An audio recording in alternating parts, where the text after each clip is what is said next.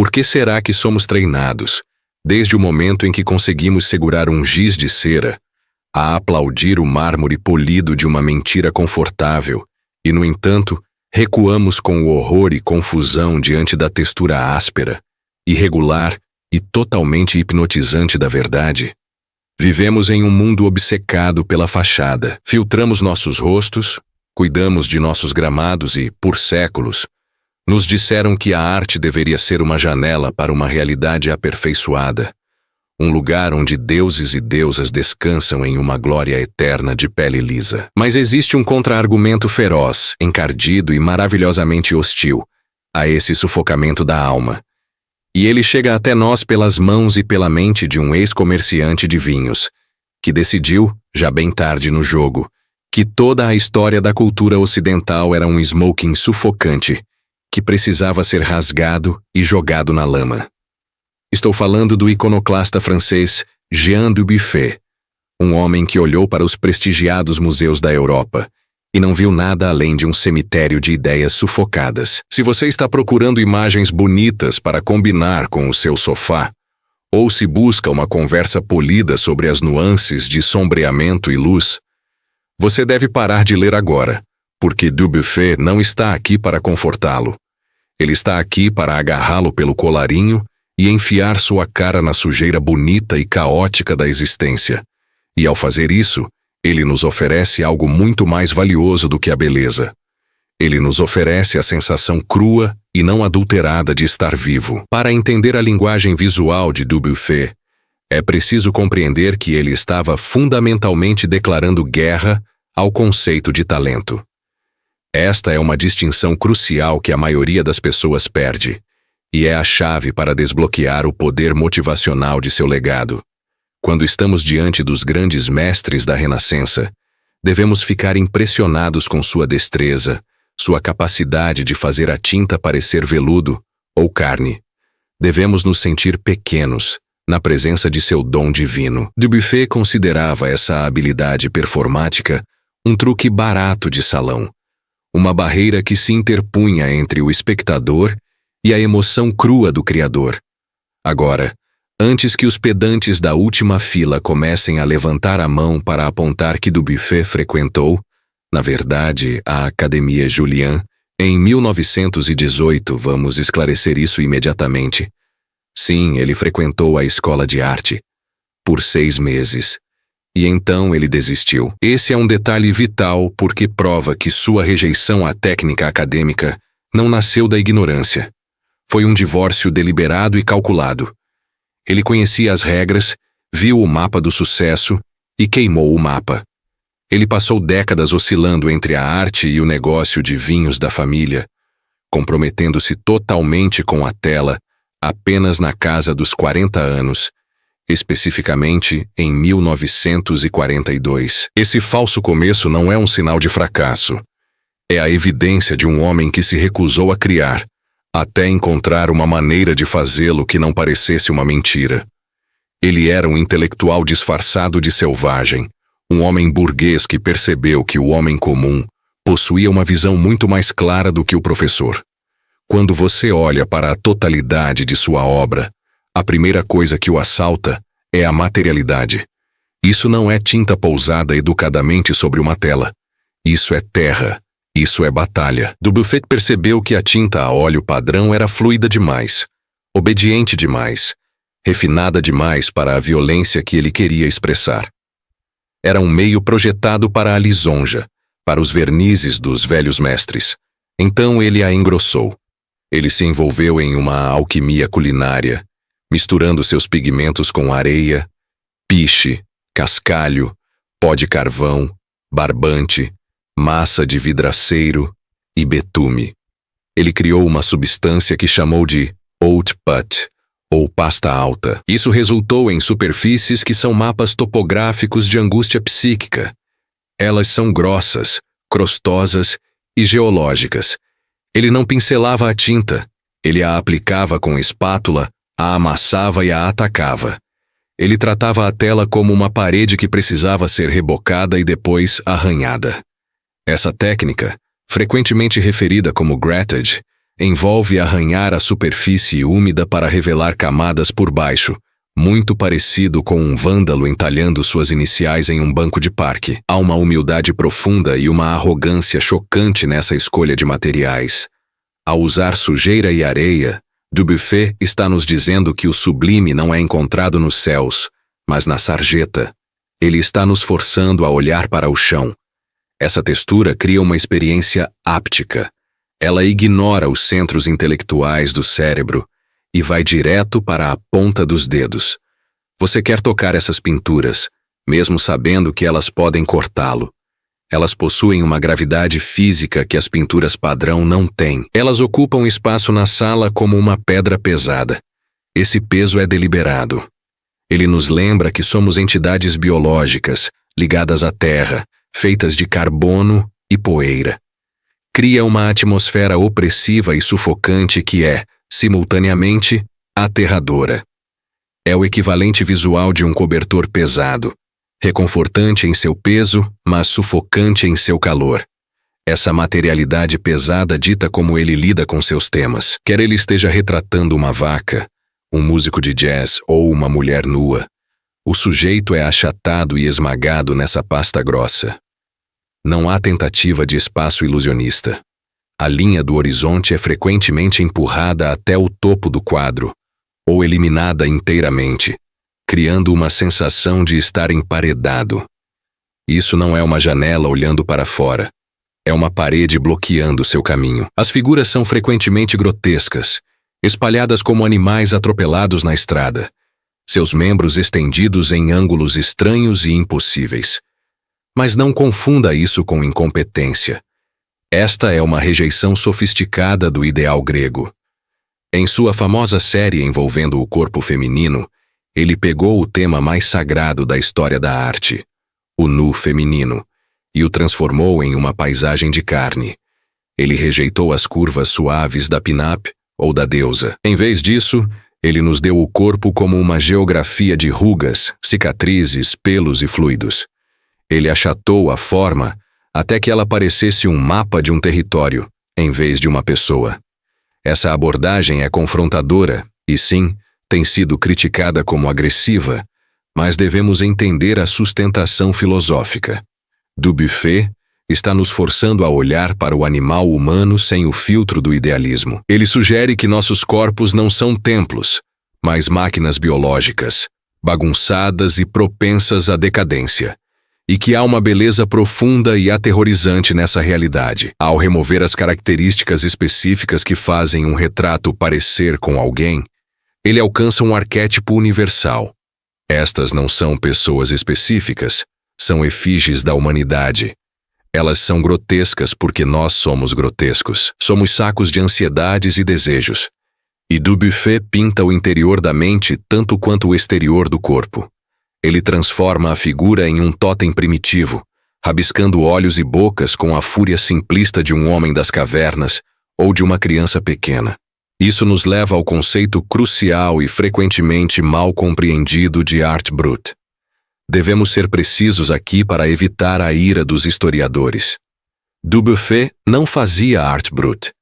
Ele a colecionava, a teorizava e a defendia. Ele cunhou o termo para descrever a arte crua, não cozida, criada por pessoas fora do sistema cultural. Os doentes mentais, os encarcerados, os médiuns psíquicos e os solitários sem instrução.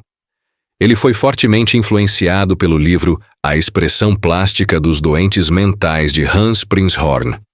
Dubuffet acreditava que esses criadores eram os únicos verdadeiros artistas porque criavam a partir de um lugar de pura necessidade, intocados pelo desejo de fama ou pelas regras da academia. Eles estavam alucinando, estavam gritando, estavam exorcizando demônios. A própria obra de Dubuffet não é arte brute porque ele era um homem autoconsciente e culturalmente educado, escolhendo imitar essa crueza. Sua obra é uma simulação dessa liberdade, uma tentativa altamente sofisticada de desaprender sua própria cultura. Ele queria contornar o intelecto e ir direto aos nervos. É por isso que suas obras muitas vezes parecem ruins para o olho não iniciado. Elas são deliberadamente desqualificadas em termos técnicos tradicionais. Ele cria uma linguagem visual que gagueja e grita em vez de cantar. Ele usa cores que são lamacentas e terrosas, marrons, cinzas, ocres, pretos, cores que nos lembram o solo e o pavimento. Quando ele usa cores brilhantes, muitas vezes são dissonantes e ácidas, usadas não para harmonizar, mas para perturbar.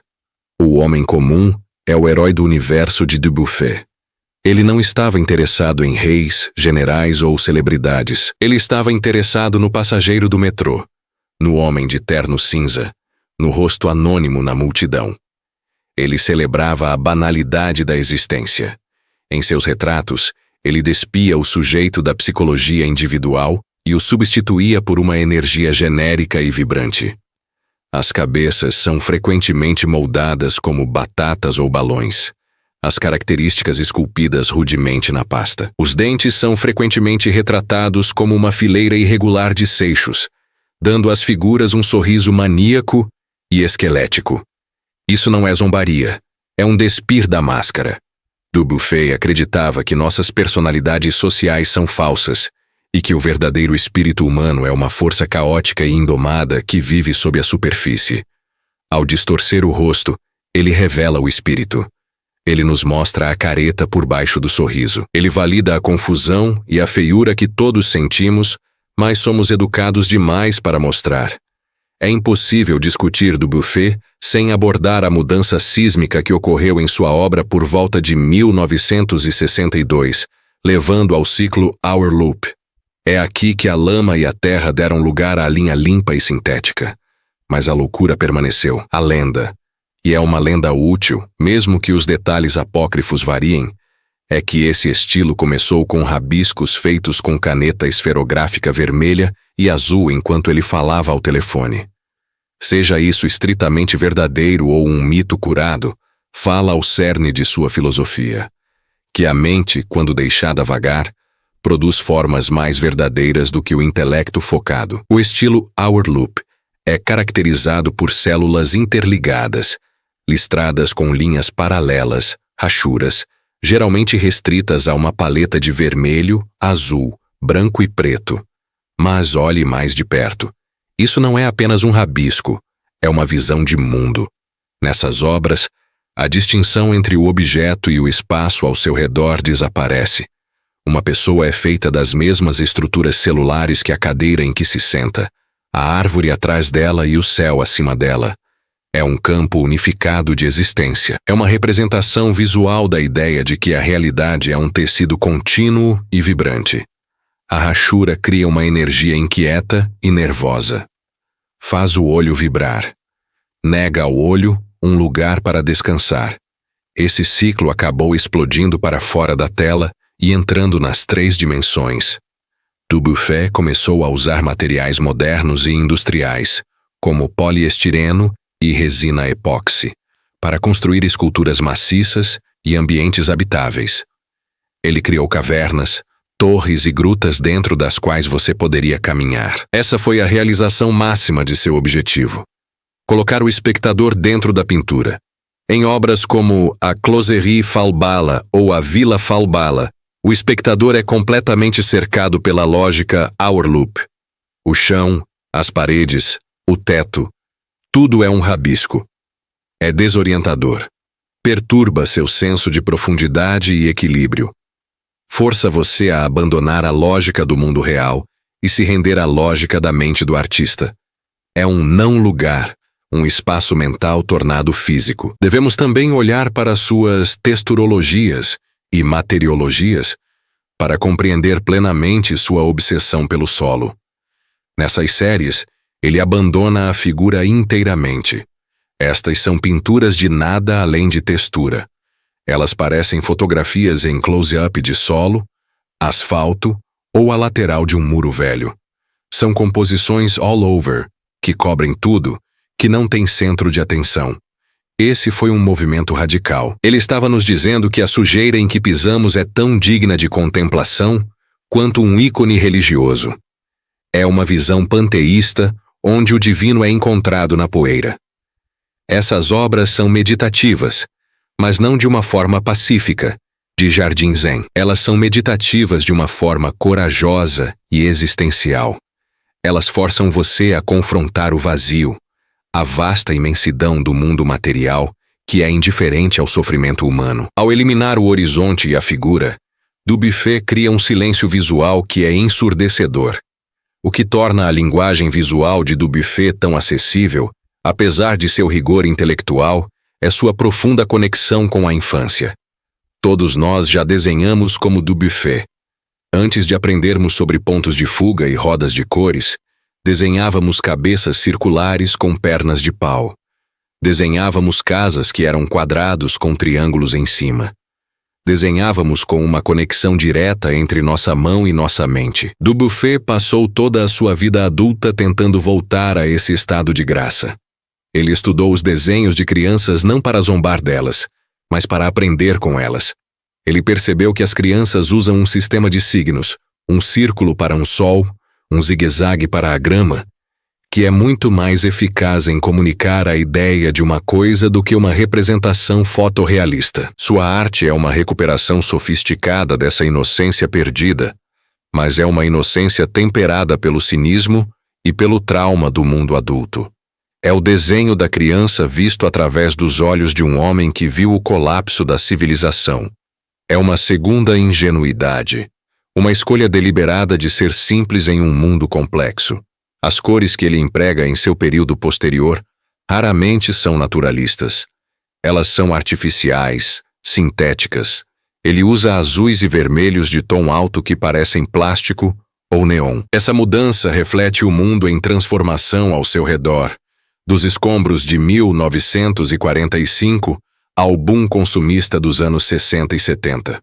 No entanto, mesmo com essas cores brilhantes, o sentimento nunca é alegre no sentido Disney. É maníaco. É a cor da publicidade reaproveitada para criar uma sensação de desorientação. Os espaços em branco em suas obras Whirlpool não são vazios. Eles são carregados de luz, agindo como um fundo austero contra o qual as linhas caóticas dançam.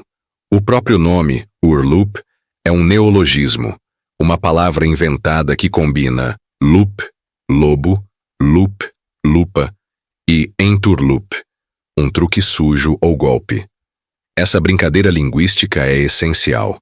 Ele está nos dizendo que a linguagem, assim como a arte, é um jogo, uma construção que pode ser torcida e quebrada. Vamos ser honestos sobre a reação que sua obra provoca. Muitas pessoas a acham feia.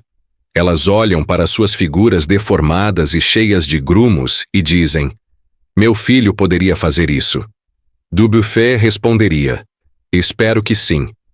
Ele consideraria isso o maior elogio. O fato de provocar irritação é parte de sua função. Arte que fica quietinha na parede e combina com as cortinas é decoração. Arte que te deixa com raiva, que te confunde, que te faz questionar a sanidade do Criador. Essa é a arte que está fazendo o seu trabalho. Dubuffet quer irritá-lo. Ele quer perturbar sua complacência. Ele quer que você pergunte por que acha que a pele lisa é bonita e a pele enrugada é feia. Ele quer desafiar suas definições de competência. Ele está cutucando seu olho para fazer você ver. As assemblagens são outro componente crítico de seu arsenal visual que não podemos ignorar. Ele cortava suas próprias pinturas e as colava novamente em novas configurações. Ele pegava pedaços de papel, folhas secas e, sim, até asas de borboleta, em uma série que horroriza alguns e encanta outros, e os montava em figuras. Essa técnica enfatiza a natureza fragmentária de nossa percepção. Não vemos o mundo como um todo. Nós o vemos em pedaços e fragmentos, em vislumbres. As colagens de Dubuffet imitam esse processo cognitivo. Elas são costuradas como o monstro de Frankenstein. Essa costura visível, as emendas e a cola, são deixadas expostas. Ele não esconde o trabalho. Ele quer que você veja que a imagem é uma construção, uma mentira feita de papel e cola, mas uma mentira que revela uma verdade. Esse método também fala de sua sustentabilidade de espírito. Nada é desperdiçado. Velhas ideias, pinturas arruinadas, restos de lixo, tudo pode ser reaproveitado em algo vivo. Há também um humor profundo em sua obra, embora seja um humor sombrio e corajoso. As vacas, com suas expressões patetas, os homens com seus chapéus empoleirados absurdamente em suas cabeças de batata. Há um senso do absurdo que o liga à patafísica de Alfred Jarry. Dubuffet reconhece que a existência é ridícula. Nós nos levamos tão a sério, com nossos empregos e nossos títulos e nossas guerras, mas no final, somos apenas biologia rabiscando na superfície de uma rocha flutuando no espaço. Sua arte é uma piada cósmica. Ela ri das pretensões dos poderosos. É o bobo da corte que é o único autorizado a dizer ao rei que ele está nu. Esse humor torna a materialidade pesada palatável. Acrescenta uma camada de humanidade à lama. Sem esse humor, a obra poderia ser sombria demais para suportar. Com ele, a desolação se torna um dar de ombros existencial compartilhado. Uma maneira de dizer: estamos todos nessa bagunça juntos.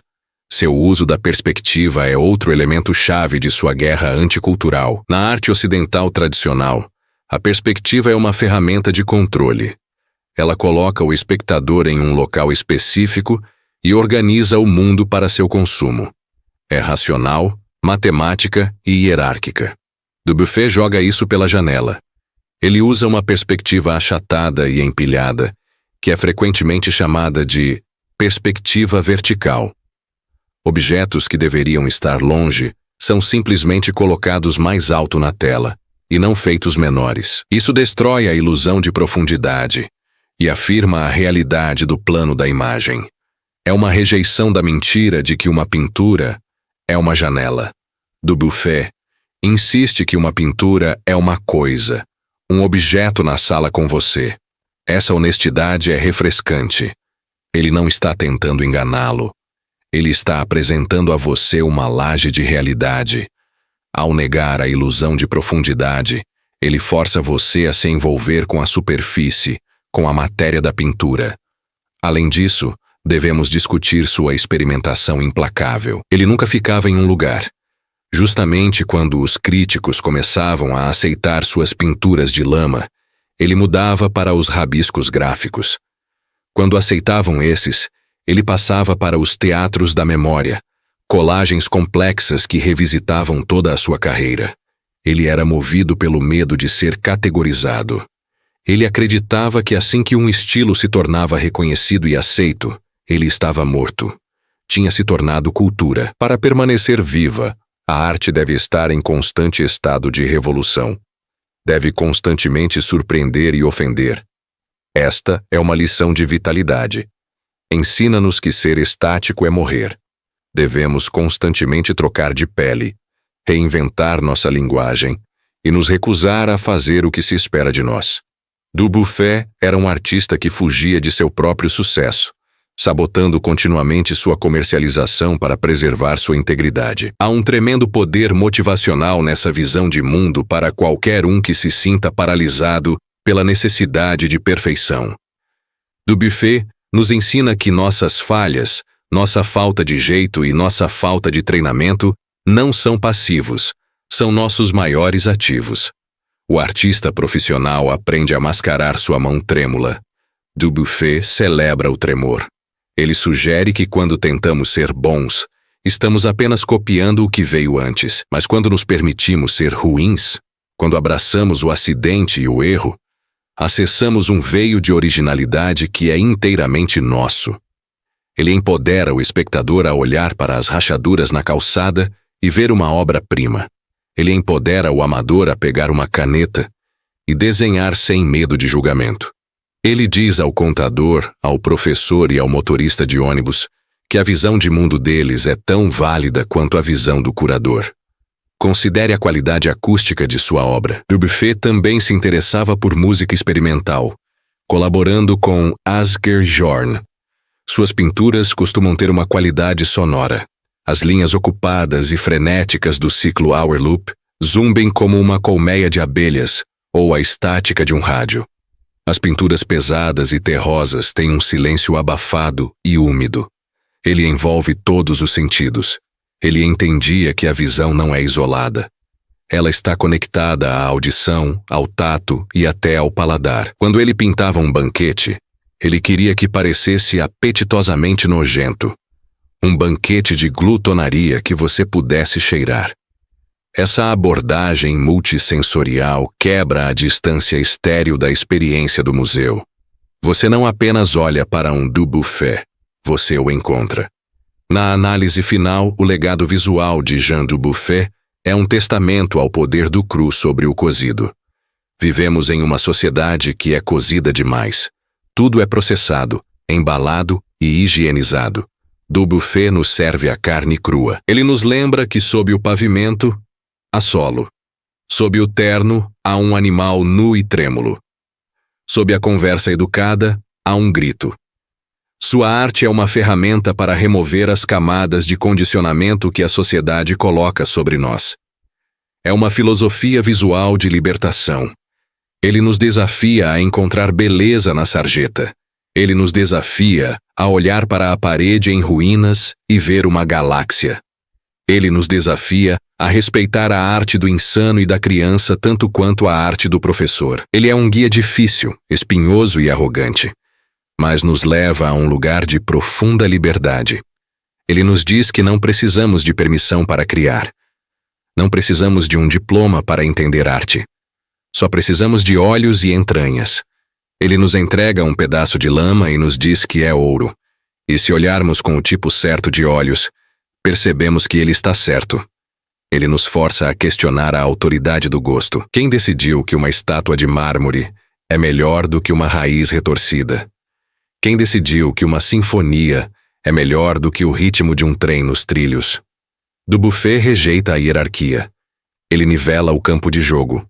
Em seu mundo, tudo é interessante. Tudo está vivo e tudo é digno de atenção se você tiver a coragem de olhar sem preconceito. Então, da próxima vez que você vir uma rachadura na calçada, ou uma mancha na parede que se parece com um rosto, ou uma criança desenhando um monstro com 3 olhos, não desvie o olhar. Incline-se. Essa é a coisa real. Essa é a energia que impulsiona o universo. Essa é a arte reveladora de Jean Dubuffet, e ela está esperando lá para lembrá-lo de que você está vivo, você é uma bagunça e você é livre. Não deixe o smoking da cultura sufocá-lo. Arranque-o e brinque na lama. A vista é muito melhor lá de baixo. O erro que você tem medo de cometer é provavelmente a coisa mais interessante que você tem a oferecer ao mundo. Abrace o borrão, a mancha e o tremor. É aí que está a vida.